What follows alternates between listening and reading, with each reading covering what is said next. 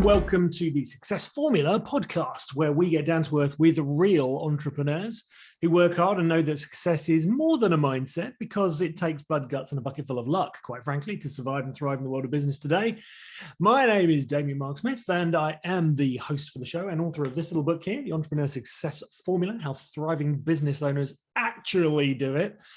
And welcome to today's show, Fiona Allman Treen, who's a website specialist, which is really good because we're going to be digging down deep into that. And she's a strategic website specialist for evolving companies, charities, and public sector projects. Try saying that after 4 shots. And the author specifically, this is what I really want to get to dig down into, of Leverage Your Expertise Online. Never has there been a better time to be doing this. So Fiona, welcome to the show. Thank you, Damien. Thank you for having me on today. It's great to be here. Well, it's my absolute pleasure. And, I don't know about how you feel about what's happening right now in the United Kingdom, but I'm based in Northampton, and this country is getting set for exponential growth. There is a warehouse the size of 5 football fields popping up every week around here. I don't know if you see. And we're getting ready. Thank you to the vaccine program to make very good use of the exponential potential that's happening in the next few years. And this is why I really wanted to speak with you, because leveraging your expertise online. Well, look, if you don't have a website, if you don't have a web presence, you're missing out. So tell us a little bit about how you started this business and how you got your first customers. Oh gosh, well, it was a while ago. I started 20 years ago. I started the business, so obviously as a child, and that was one of the things that attracted me to it. Was websites were very new. This was like right at the turn of the year 2000, 2001. And there were a lot of web design agencies out there who were suddenly web design agencies. Up until that point, there'd been graphic design agencies. And suddenly there was this big push to get designers to design for screen, and not so much tablet back in those days, but definitely for screen rather than for print. And I was being brought in as an independent consultant working for a number of different agencies and public sector groups to help their designers grasp that you couldn't design in columns anymore, and you couldn't design text that went sideways up the side of the page and things like that, because it doesn't work on a screen. And having done that for a few people, I saw there was, if I'm honest, a lack of integrity as to what you could charge for a website, how long a website would take to produce, and I didn't like it. So I started my personal mission to make sure that no one wastes money on a website again. No bells and whistles if you don't need them, but at the same time, I like a website that earns its keep. So I always start with, when I'm speaking with customers, what's on your desk that we can put on your website, because your website should be an active marketing tool in your business. It should be part of your team. Absolutely. And, I think this is the thing people get wrong about websites. They feel like they should have one, but they don't really know why. Yeah. And it's like anything in your business. What is the most important thing right now? And for most businesses, is getting and keeping customers. Well, are you doing that? Are you doing the most important thing all the time? Or are you doing it some of the time? Or are you scared of doing it? Which is obviously where someone like me comes in, because that's when I work with people's mindset around that sort of thing. But no, that's brilliant. What's been your biggest mistake that's led to your biggest breakthrough in business? Oh, that's so interesting, because I've been through, in my business, we've been through 2 recessions in this country, in the UK. And I have to say, touch wood, having ridden them both out, I'd say the biggest lessons that I've learned is to never take your customers for granted. It sounds like such an old adage and such an obvious thing, but I've spent most of the last 15 months just really looking at where our customers are right now, because it might be that, they came to us a few years ago for a site and haven't done much with us since, but seeing the massive changes that have taken place in the UK over the last 15 months, it's all about helping them to adapt, which is why I wrote the book about leveraging their expertise. It's all about, what do you already do that you can be doing online? So it's earning more money without having to start again and learn a whole new side to your business. And I've had to do the same with my business.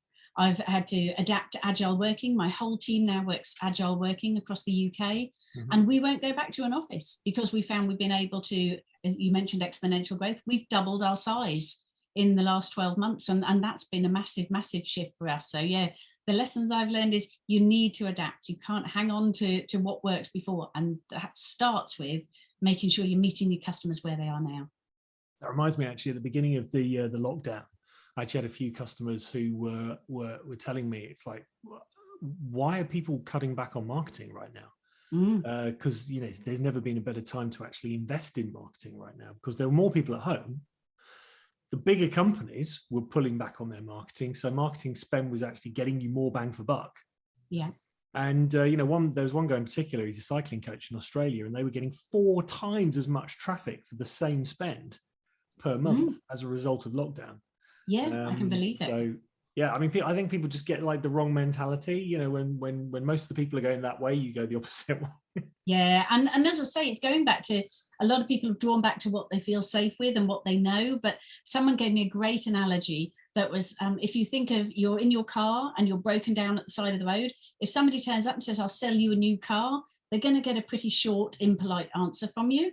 But if somebody turns up and says, I can help you with where you are now, I can get you to somewhere safe, and then we can talk later about making sure this doesn't happen again, that's real value. And that's what customers are looking for at the moment. They want that connection. Yeah, I love that. And I'm going to give you a couple of plugs for your lead magnet. So, by the way, if you've heard us mention it, it's the book, fatpromotions.co.uk/leverage. Just go there and put in your details, and you'll get that. So, what's been your best marketing tactic and why? Now, I'm obviously going to suggest you're going to say websites, but I want specifics here. So, give us a few specifics. Specifics are, your website's not about you. That's the one thing I would say. Don't, or the other unpleasant way to put it is, don't we all over people. We do this, we do that, we do the other, because it's not about you. It's what's in it for them. So when people come to your website, they need to be able to see straight away, that's who you're talking to me. That's exactly what my problem is. That's exactly the position I'm in. That's exactly the stage I'm at in my development. That's why with our own site, as you said, we deal with businesses who are growing, we deal with public sector contracts, and we deal with charities. A lot of people are afraid to be that specific, but I want people to know that when they come to our site, if they're not in one of those, then we're probably not the right fit for them. And I don't want to take up their time. They will appreciate that, and they'll remember you fondly for it. Same thing with your customers. Don't try and be selling them a Rolls Royce if you only stock minis. And actually, I can verify that for my clients, the ones who the biggest problem that they have, not this is a marketing tactic, but I guess you could say it is by taking on people, especially when they're fairly new, who they kind of have a feel aren't the right fit. Yeah. There's that kind of like, I'm not sure, but I need the money, and they take them on and they just go through a whole heap of pain and hell. So that you could put that down as a bad marketing tactic, but yeah, just thinking everyone's your client. Yes, very much. What's been your worst? Now, I want specifics on this. Something like, I did a course on Pinterest and I spent 6 months trying to get Pinterest running, and or Instagram stories or something. My worst, the worst one I've done was trying to keep doing the websites myself long after I really should have stopped, because it changes so fast. Our industry is really, really fast moving anyway, but because it wasn't the best use of my time, and I had people coming in and they're saying, oh, we're using this new software or this new framework for coding. I said, well, show me how it works. And you could see these poor people, their eyes rolling in their heads like, oh my gosh, do I really need to have to try and teach them this? So yeah, letting go of the reins, it's not easy. And I know a million easily business owners who will not let go of the reins, and it's the best thing you can do for your business. Absolutely the best thing you can do. That is an absolute nugget right there. And anyone listening to this right now, it's just like, just rewind that bit, play it again and again, right? That's really important. Oh, I learned it the hard way. It didn't come naturally to me. There's some aspects of my business had to be prized from my cold, stiff fingers, but yes. You might have already answered the next question. I'm sorry. What's been the biggest mental challenge you've had to overcome? Yeah, letting go of that, definitely. And I think also reminding myself as a business owner that it's how I want to run the business. I think very often we're surrounded by coaches. Don't get me wrong, I'm a big believer in coaches. I've always worked with business coaches my whole career. But I think sometimes you meet multiple coaches at networking and one will say, oh, you should do this and you should do this and you should do this. And you start sort of veering off in other directions. And I think it's just coming back to, no, actually, this is what I know to be true. This is what I know to be good at. I'm going to stick with that groove for myself, to be authentic, really. So that's the challenge, is not just delegating, but I think it's also being authentic to yourself. It's a really important point about coaches. I mean, as I am a coach, and I've got coaches, And if you look at the best athletes, they have specific coaches for specific things, right? So you've got like, I don't know, let's just say tennis. Okay, so you've got a serving coach, you've got a mindset coach, you've got a physiology, body coach. You've got different coaches who specialize in those different things. So it's really important then, if you, for instance, go and say, okay, well, I'm going to get, a social media coach. Well, go and find a social media coach who specializes in social media. Yeah. That has a proven track record of really good clients that are succeeding through whatever they're doing. And they might be using, different systems, different funnels, whatever, this sort of stuff, but just focus on the speciality. If you're going to get a mindset coach, exactly the same thing. Don't get one that, is struggling themselves. I always kind of joke, it's like, if you're going to get a relationship coach, don't get one who's been divorced 19 times. It's not a good thing. So I think this speciality, and I love the fact that you do specialize in certain sectors, is actually really important. Again, more nuggets there for everyone. If you were in charge of I'm actually going to say UK business now. If you were in charge of UK business right now, and I think, as I say, we are in a really good position right now, what legislation would you help to introduce? I'm not going to say entrepreneurs, but business in general. What legislation would you help to introduce business? I think there's been a lot of talk, obviously, lately about financial support and things like that. But I personally have seen a huge number of UK businesses be given large amounts of support and not know what to do with it. I've seen amounts that has been wasted on new systems or new technology. I've seen it being wasted on social media advertising not by specialists in their field. And I think there's been this almost, oh yes, I get this money, and it's called a bounce back loan. So it's very loaded that, you take your bounce back loan, this will help me bounce back. And there's almost, regardless of what it's spent on. And I think that's what I would bring in, is that if any businesses are lucky enough to get grant funding or supported funding or bounce back loans and things like that, there needs to be structure in there around that. So they need at least a few sessions with a really smart, savvy business coach who can then talk them through, where's the best place for you in your business right now to invest that. So you get long-term gain, not just, we want to be taking vitamins, not aspirin.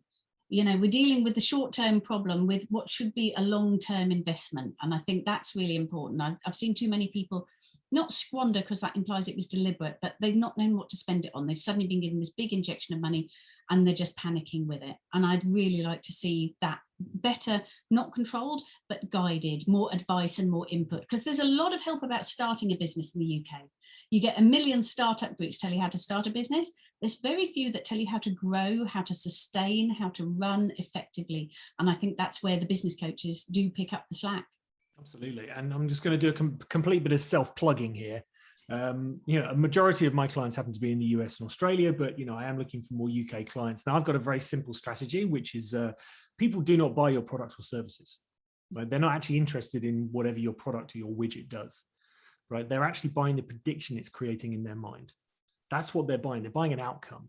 And I always refer to the river of change, right? You've got your potential clients are on the other side of the river, and you're already there, and you can show them that it's possible to cross the river of change by your stories, your clients' stories, the hope basically of, whatever it is you want to do, it's possible. And that kind of the invisible bridge is then built using your product or service. And they don't actually care what it is. It's the trust they have that it's going to get them to the other side of the river of change. So there you go. That's just kind of my system. That's how I do my I love it. And it's been proven time and time again. That's the thing, as you say, you don't want a relationship coach who's been divorced 19 times. You want to see people who've got that track record with business as well. Absolutely. Okay. So what do you think? And this is a really interesting one. What do you think specifically your industry is going to look like in, I think 50 years is actually too distant a future, but I would say, 10 to 15 years even from now. I think we're moving almost full circle to where we were in the 90s, where we're coming back to late 90s, we're coming back to the self-employed model. I remember there was a lot of design agencies at that time who said, to their staff, okay, we're going to have to lay you off, but you can come back and work for us as self-employed, a few hours a week, we've got enough to cover that, and managed to keep going. And they gradually moved back to the employed model. I think in our industry, we've always been in creatives, we're a great believer in letting people work in the middle of the night. My designers like to work, or my coders like to sit in silence with their little headphones in, and they're coding away furiously. They don't want to be in a noisy office. They don't always want to be in, the Google area of beanbags and slides and foosball and stuff like this. They want to be in their own space. They want a better life balance as well. They want their own interests in their own home. So that's the biggest shift I see. Is I think there's going to be a big move to self-employment in creative industries, because a lot of people have realized in this time, I quite like getting to spend some time with my kids. And I quite like that I press that button at 5 o'clock and I'm home. I don't have to sit in traffic or sit on the train for 2 or 3 hours. So yeah, I think that's going to be the biggest one, is where we work rather than how we work. Yeah, I like that. I think it's really, really important also in environments. I mean, as people know, we've had this office redone, and having the right environment to work in, I think, is absolutely crucial. Yeah, definitely. This idea that we can, all web designers particularly, there's this concept that we all sit in deck chairs with a laptop. And I just think, you need to have that space, or I do, for my mindset, I need to have my own dedicated space to be really productive. Although it does make me chuckle, because I have a lot of clients who say to me, it's like, hey, you've got a bar right there. Love it. How does that work? I just say, well, after 5 o'clock, it's fair game. I've got my singing bowl and my vision board. So, we've got a little bit of woo as well mixed into the techno here. What is your favorite business book and why? Oh, easily. I've just finished reading. I love business books. I've got shelf help behind me. But yeah, my favorite book is Get a Grip by Gino Wickman. I've heard of that one. It's a new one for the list. Fabulous, absolutely fabulous. Because it's the same chap who wrote Traction, which is all about scaling up a business with teams and with systems and things like that. And it's one that my business coach said to me, oh, you should read Traction. Now, it's great, but I found it a little dry. It's very instructional. And I thought, without someone guiding you through, it was a bit empty. But Get a Grip, he wrote as he calls it a business fable.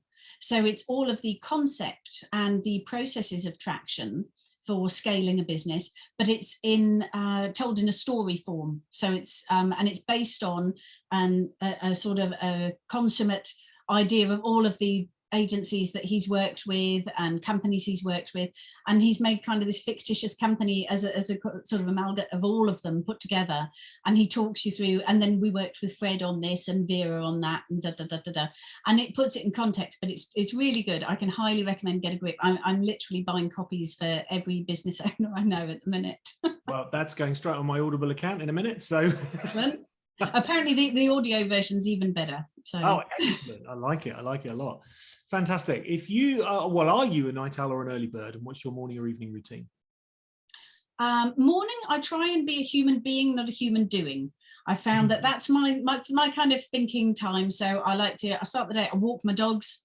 So they have a good hour stretch in the woods before we get started.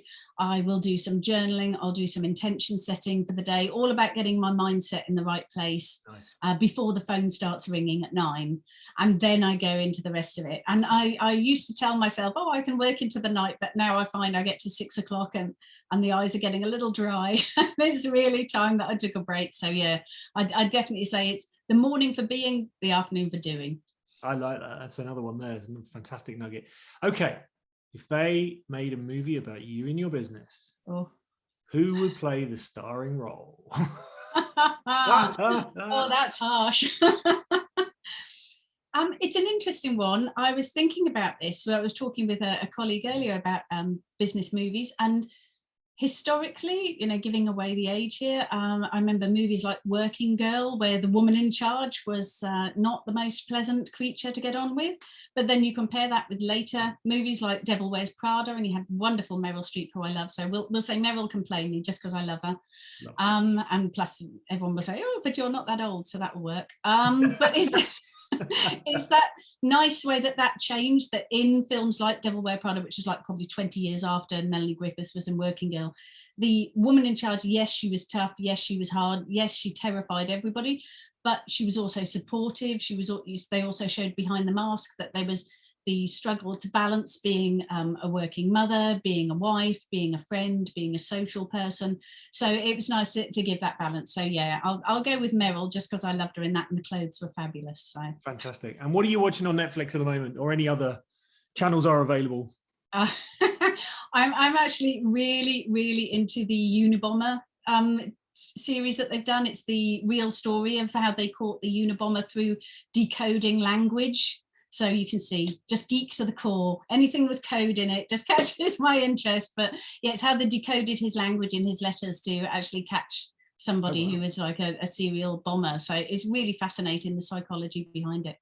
Fantastic. And what's your plans for expansion or exit? Expansion all the way this year. It's really interesting. We've taken a leaf out of my own book, quite literally, with having written Leverage Your Expertise as to how you do take what you already do and monetize and expand on that.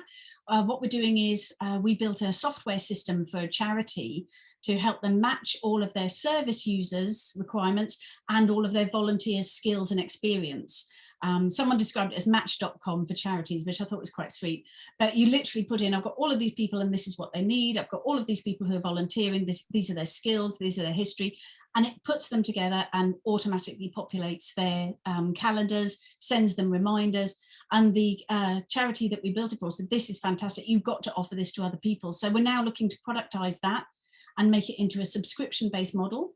So it's going to be able to help more charities, because then smaller charities can afford, it's going to be an affordable monthly payment, and they can have the same ability that a huge national charity has, they can have on a small local scale, which is one of the key things that I started with in the business, was helping the level playing field of the internet help the little guys as much as the big ones. That's brilliant. And we can include the links to all of these parts in the show notes. But Fiona, if people want to get in touch with you, how can they do it?